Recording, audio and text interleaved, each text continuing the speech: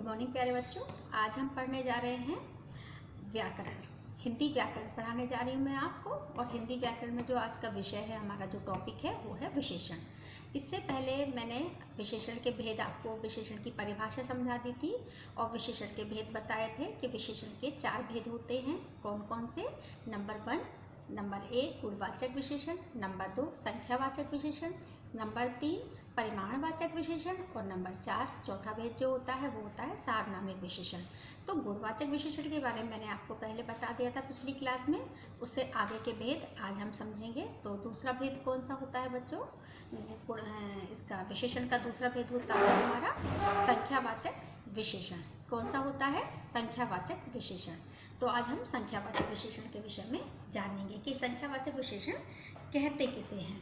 तो विशेषण के बच्चों, विशेषण के हमें संख्यावाचक विशेषण किसे कहते हैं? जिस विशेषण शब्दों से हमें वस्तु की संख्या का बोध होता है, जिन विशेषण शब्दों से हमें वस्तु की, कोई भी वस्तु क्यों ना हो, उसकी संख्या का पता चलता है, उसको संख्यावाचक विशेषण कहते हैं।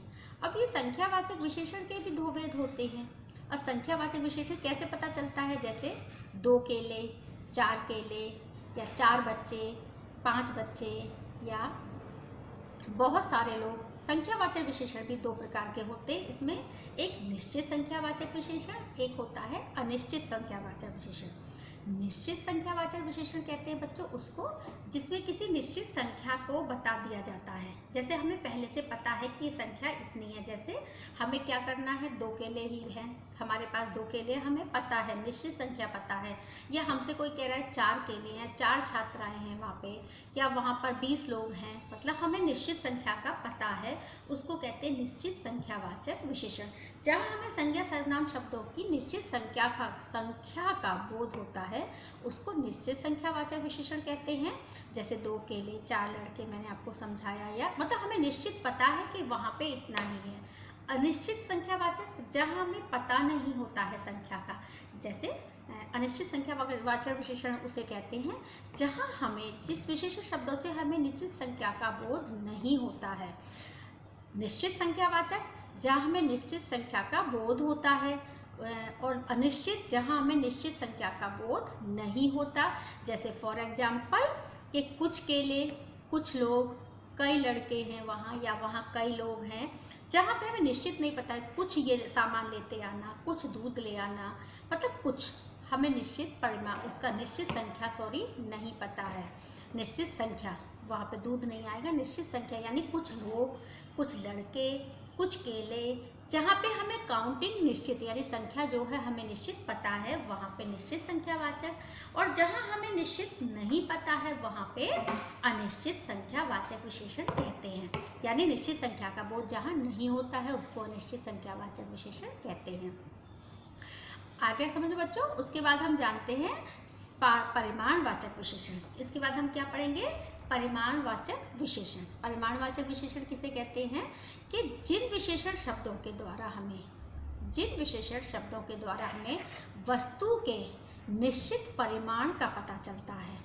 क्या पता चलता है? मापतोल निश्चित। परिमाण कहते हैं किसी चीज़ की मापतोल, मतलब हमें निश्चित मापतोल का परिमाण पता चलता है, उसको परिमाणवाचक विशेषण कहते हैं। यानी जिन विशेषण शब्दों के द्वारा हमें निश्चित मापतोल का पता चलता है, उसके परिमाण का, उसको परिमाणवाचक विशेषण कहते हैं। इसमें भी 2 होते हैं, निश्चित परिमाणवाचक और अनिश्चित परिमाणवाचक। इसमें भी दोनों इसके भी 2 भेद होते हैं। निश्चित परिमाणवाचक वही जहाँ पे हमें कि संज्ञा व सर्वनाम शब्दों की निश्चित परिमाण पता हो, जहाँ हमें संज्ञा और सर्वनाम शब्दों का निश्चित परिमाण पता हो। जैसे कि 2 किलो सेब लेके आना या 2 किलो केले लेके आना, निश्चित परिमाण पता है हमें कि हमें ये चीज़ इतनी ही लानी है। या अनिश्चित परिमाणवाचक जैसे 2 लीटर दूध ले, अनिश्चित परिमाणवाचक कि कुछ दूध लेते आना या कुछ केले लेते आना। यहाँ पे हमें पूरा नहीं पता है, हम कहेंगे कुछ दूध लाना और कुछ केले लेते आना, यानी हमें उसकी संख्या नहीं पता है। आपको संज्ञा सर्वनाम, आपको पता है केले लाने हैं, लेकिन कितने लाने नहीं पता। आपको पता है दूध लाना है दोनों ही संज्ञा शब्द हैं, लेकिन आपको संज्ञा शब्द का परिमाण नहीं पता है, तो ये नहीं पता है कितना लाना है, इसलिए उसको क्या कहेंगे, अनिश्चित परिमाणवाचक विशेषण।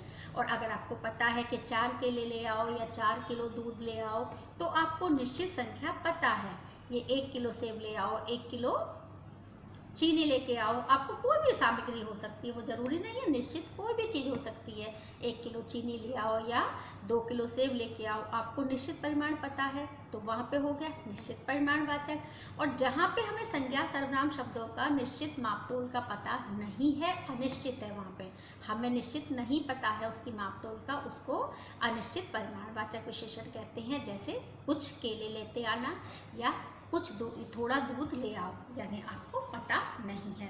तो परिमाणवाचक विशेषण समझ में आया बच्चों। इसके बाद हमारा आता है सार्वनामिक विशेषण। कौन सा आता है हमारा, सार्वनामिक विशेषण। आपको निश्चित परिमाणवाचक समझ में आ ही गया होगा, अब आया हमारा सार्वनामिक विशेषण। अब किसको कहते हैं सार्वनामिक विशेषण बच्चों, कि जो सर्वनाम शब्द विशेषण के रूप में प्रयुक्त होते हैं, जो सर्वनाम शब्द विशेषण के रूप में प्रयुक्त होते हैं, उनको सार्वनामिक विशेषण कहते हैं।